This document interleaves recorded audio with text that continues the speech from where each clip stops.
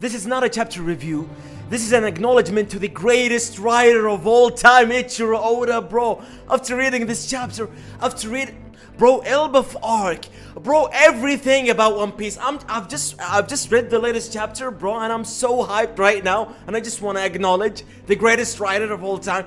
I just want to acknowledge the fact that this chapter is probably the best chapter all year. Like, watching everything about the flashback, bro, the pacing, the storytelling, the story of Loki, the story of Harold, and the way Harold turned into probably one of the nicest people ever. And finally, at the end of the chapter, introducing Grox with Whitebeard and Shiki and the Empress of Amazon Lily at that. Bro, this is legitimately insane. I just want to acknowledge the fact that Oda is one of the greatest authors of all time, bro. This is not even a debate at this point. This is just ridiculous how good of a storyteller, of a writer Oda is at this point. Like while reading this chapter and seeing the story of Loki, I mean, him just being a couple of years old and not knowing what love is and just giving up on the idea of love. This is just ridiculous storytelling, bro. The thing about Oda and the insanity of his writing is just not the fact that One Piece is great, like the journey of Luffy and the writing, the good writing of the main character, which is Luffy, and the prophecy, the Joy Boy, and all these stuff. This is not it, bro. And how good the arcs of One Piece, blah blah. This is not it, bro. The thing that I like about One Piece the most is that how Oda can, I'm not gonna say easily, but how can he always makes you emotionally connected to the characters, bro. Like when I first knew about the Loki character, the whole idea of Loki, I never was interested about Loki, the idea of the Prince of Elbaf and stuff. Yeah, I was interested in Elbaf arc itself, but the silhouette of Loki, I'm not gonna lie, the silhouette generally made me disconnected from the idea of the character of Loki. So the introduction in 1130, chapter 1130, the introduction of Loki, at that time, I was interested because of his design, okay? Don't get me wrong. His character design just made me, I'm not gonna say fell in love, but made me interested. And when he said that I'm the sun god Nika and stuff, this made me interested. So look at the way Oda introduces a character and then living up to its hype.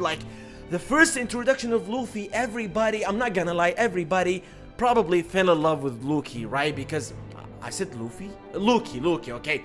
Because of her character design, okay? Because of Loki's character design, everybody fell in love with him. I mean, let's just be honest at this point, okay? So learning about Loki's character, and not only about that, getting into the flashback of Loki and Harold at the same time, his father, and learning about his mother, and learning about Hiroden and his mother, and learning about the story of how Hiroden's mother actually affected the whole history of Elbaf, bro. Not only King Harold, bro, the history of Elbaf changed because of this woman. This just tells you how incredible storyteller and how incredible writer Oda is at this point.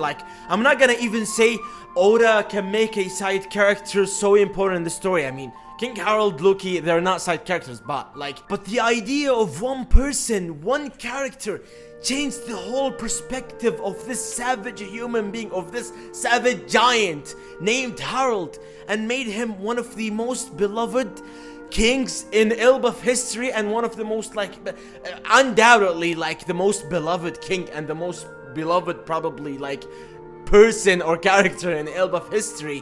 This just tells you how incredible storyteller Oda is. He can make a one character, a one side character like Ada, make her this impactful not only to King Harold but to the story of One Piece, bro, because it's just a butterfly effect at this point, because Ada made King Harold change, King Harold made Elbaf change, and King Harold created Loki, and King Harold made sure that Loki becomes a good human being, although all the circumstances that Loki been through. And Loki, he claims himself to be Sun God Nika. And Loki, in the present time of the story, he is changing the story of One Piece. And everything Loki did, bro, in this story, it all because of Ada when you think about it. I'm not gonna even talk about Hiroden, I'm not gonna even talk about the effect she made for King Harold and how she changed him to a better human being or a better giant per se. This is just ridiculous. And after reading this chapter, the storytelling of Loki's character and everything he's been through and how he's always been a giant even though he was a baby at this point, like compared to the normal giants, bro, he was just as the same height as them, even them being like a couple of months years old, bro. I think just 1 or 2 months years old. This is just ridiculous.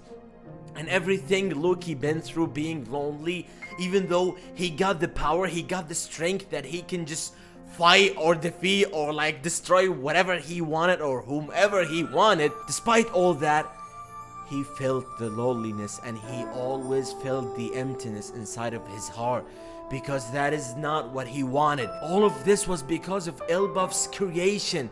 This is not what Loki always wanted, bro. The citizens of Elbaf made Loki this way. He never wanted to be this way. This is just incredible storytelling, man. This is just incredible, not only character development, this is just incredible character writing. This is just insane. Like, I've never felt, probably just on Breaking Bad, I think, or like Sopranos, I never felt how I can be emotionally like invested and connected to a certain character, not certain, bro, like to an enormous amount of characters. And it will always be crazy to me how a normal like regular characters like Ada and these type of characters, like even Estrid, bro, Oda just makes you feel about his characters. Like you can never see a One Piece character and Oda just simply makes it green, bro, like just makes it flat. Like you just see this character without even feeling anything towards this character.